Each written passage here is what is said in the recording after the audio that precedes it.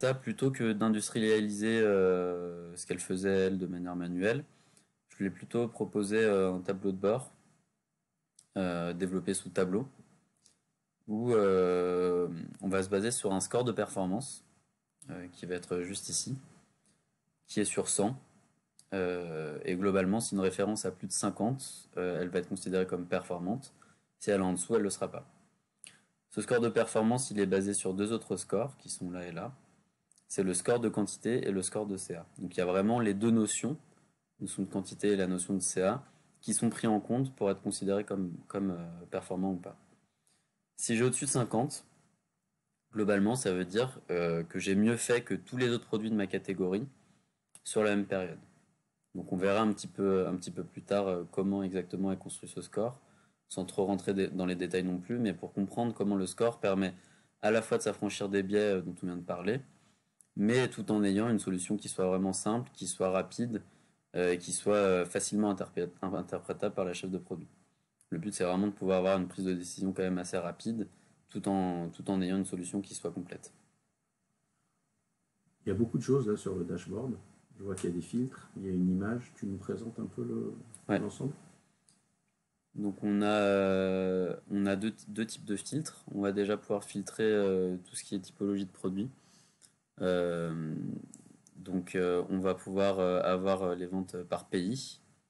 Tout ce qu'on voit ici, c'est les niveaux de nomenclature. Donc, les niveaux de nomenclature, ça va être le groupe qui lui-même va contenir plusieurs marchés, qui eux-mêmes vont contenir plusieurs départements. Donc ça, c'est vraiment la classification des produits. Par exemple, est-ce que c'est un groupe enfant, est-ce que c'est un groupe femme, etc. Donc ça va permettre de spécifier un petit peu déjà la typologie. Et en plus de ça, on a un autre filtre qui va permettre, lui, de définir très concrètement le type de produit. Est-ce que c'est un t-shirt, est-ce que c'est une robe.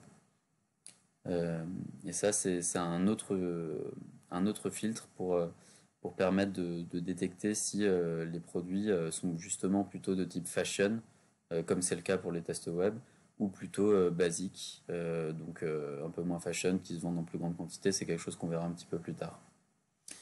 Ensuite, on a une deuxième catégorie de filtres, c'est les filtres de temporalité. Donc là, on va plutôt sélectionner la période, la semaine ou la collection. Euh, et également la durée. Donc, comme je l'ai dit en fait tout à l'heure, une analyse à la semaine, c'est pas vraiment pertinent pour ces références-là parce que le gros de la performance, il se fait durant les premiers jours de vie. Donc, dans la durée, on va pouvoir sélectionner par exemple les 7 premiers jours de vie, 14 ou 21 premiers jours de la référence pour quand même la suivre dans le temps, sachant qu'en moyenne, ils ont une durée de vie de 2 mois. Mais voilà, le gros de la performance, il se fait vraiment durant, on va dire, le premier mois, voire les 3 premières semaines. Donc c'est un niveau de granularité qui est bien pour analyser ce type de référence.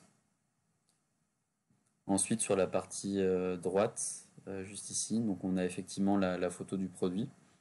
Euh, donc on va ici sélectionner une référence qu'on souhaite analyser. Il y a sa photo qui va venir apparaître. On va avoir donc les différentes infos. Donc ça, c'est tout simplement le nom de la référence avec sa codification qui est connue par les métiers. On va avoir la note ainsi que le nombre d'avis. Et ensuite, on va retrouver ici le département et la typologie de produit. Le département, c'est vraiment le niveau de granularité le plus fin, donc ça suffit pour, lorsqu'on connaît le département, on connaît également le marché et le groupe. On va avoir les différents scores dont je viens de parler juste ici, donc le score de performance qui est composé du score de quantité et du score de CA. Et on va avoir ensuite d'autres indicateurs qui vont permettre, en plus du score, d'avoir quand même un niveau de détail un petit peu plus important. On va toujours retrouver les volumes, même si c'est pas sur les volumes qu'on va se baser pour calculer le score. Donc on va avoir les volumes de quantité vendue et les volumes de CA vendus.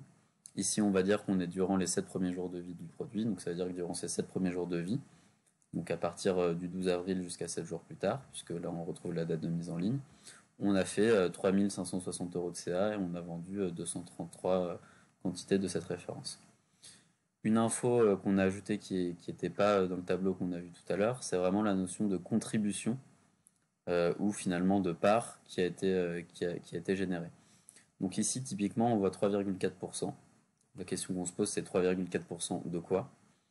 Ça va tout simplement représenter la part de quantité qui a été vendue par rapport à toutes les références de même typologie, donc ici les pulls, de même département, marché et groupe, donc finalement de même niveau de nomenclature.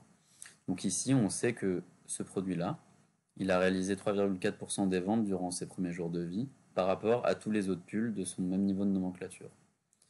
Donc là, on va vraiment comparer la référence seulement à des produits comparables et la notion de part permet de s'affranchir un peu des biais qu'on a vus via l'évolu.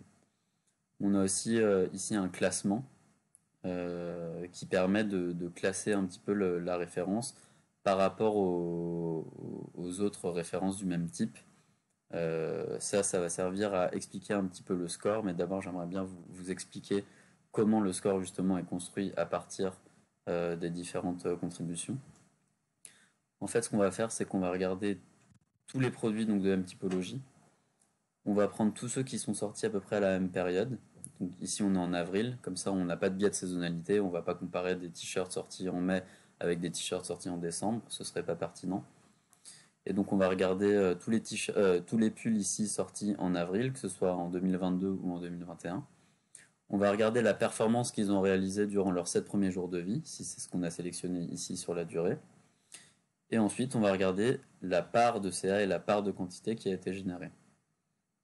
La meilleure part aura un score de 100 sur 100, la pire part aura un score de 0 sur 100, et toutes les autres parts viendront s'intercaler entre ces deux bornes-là.